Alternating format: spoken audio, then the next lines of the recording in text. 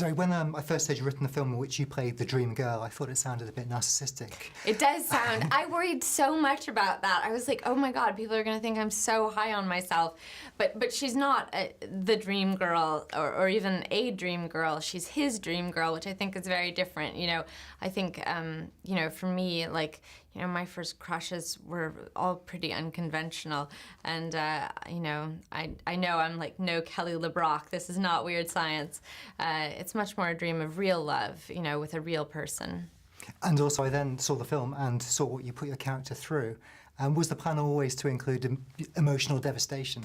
Yes, I mean, I think I couldn't write a movie where a man has total control over a woman and not have explore the darker sides of that arrangement.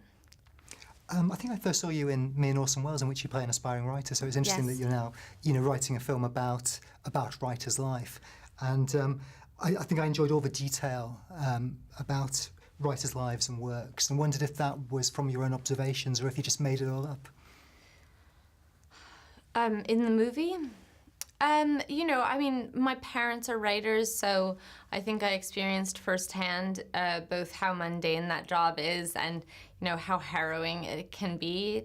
And then obviously I write, and, you know, we have a lot of friends who are writers. I for better or worse, have been surrounded by them my whole life. Was there ever a temptation to make her the writer and him the creation? No, you know, people ask me about that a lot, and I think that's just a very different story. For me, I wanted to write about my experience that I've had in relationships of feeling sort of put on a pedestal by my partner, and that there was some idea of sort of femininity or womanhood that I was being expected to live up to, and how lonely that can feel and what a burden that can feel. And, you know, if I flipped the genders, I wouldn't get, that wouldn't be the same story that I was trying to tell. Ruby, the character, is unpredictable, but she doesn't seem to have a mean bone in her body. She's never mean to any other human or animal. Was it important that she had this kind of essential goodness? Yeah, I mean, that's interesting. I think of her as being very kind and also sort of very open to new experience. She's a really flexible person. And for me, that was important because obviously Calvin wrote her character, and so he's writing something that he thinks he needs. He's a very inflexible person. He's very closed down to new experience. He's very fearful of the world. So I thought it was sort of moving and interesting that he wrote someone for himself so different than himself that could kind of maybe help pull him out of his shell or change his life in some way.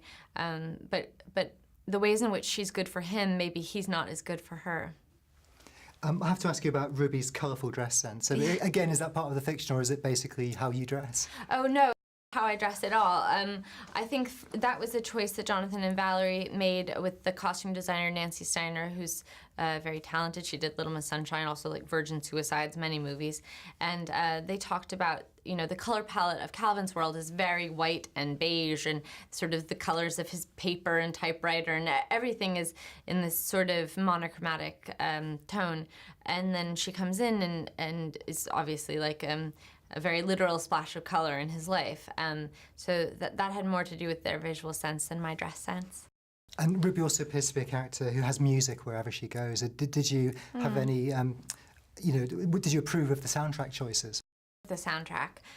They worked with a wonderful music supervisor and a great composer, and for me the music helps tie the movie together, and sort of, you know, one thing they said is that the movie is very small in scope. It's sort of almost claustrophobic, 2 people in a house, and that the music has a kind of more operatic scale. I like that dichotomy.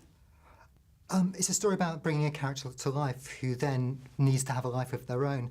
Does this mean Ruby is still walking around out there and we may see her again?